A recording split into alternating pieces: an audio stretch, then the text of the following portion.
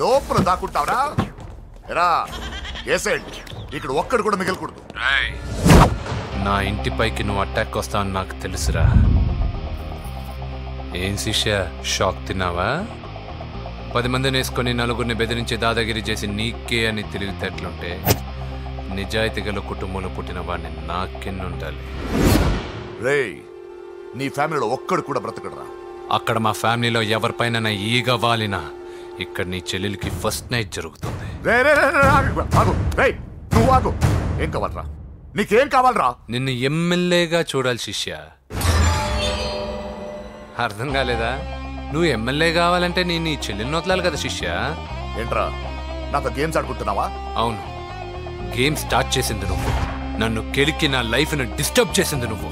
రేయ్, తప్పు చేస్తున్నావు. నువ్వు ఆల్రెడీ చేసేసావు. దేవుడు లాంటి నా తండ్రి పైన చెయ్యి వేసి తప్పు చేశావు. మా ఫ్యామిలీకి ఒకే ఒక ఆధారమైన కాఫీ షాప్ని ధ్వంసం చేసి తప్పు చేశావు. నా చెల్లెలు పెళ్లి చెడగొట్టి దాని జీవితాన్ని నాశనం చేశావు. కష్టపడి కిక్ బాక్సింగ్ ఛాంపియన్ అవ్వాలనుకున్న నా డ్రీమ్ని డిస్టర్బ్ చేశావు.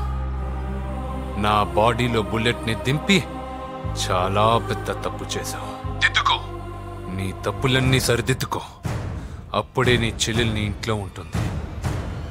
లేకపోతే హలో ఆగండి.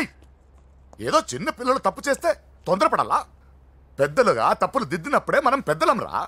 ఆగండి, తొందర ఎక్కువ. పొరపాటు అయిపోయింది, క్షమించండి. ఏమేమి పగలగొట్టామో అన్ని సర్ది చేస్తాం. ఎరా, ఏమేం పగలగొట్టారో ఫుల్గా లిస్ట్ రాసి కొత్తవి కని ఎక్కడివి అక్కడ పెట్టాలి.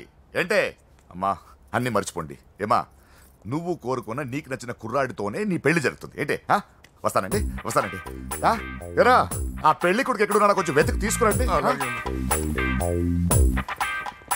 ఏమిటండి ఇది? వచ్చారు వెళ్ళారు. ఏం అర్థమైతలేదు. నీకే కాదురా, నా కుట్టిస్తే. రే, పిచ్చిదాన్ని బయటకు వదిలేసారేంట్రా? ఏం పర్లేదు సార్, ఆ అమ్మాయి చిప్పు సెట్ అయిపోయింది. చిప్పు సెట్ అయిందా? లైఫ్ లో ఫస్ట్ టైం తాడ పుట్టిస్తున్నాడు రా.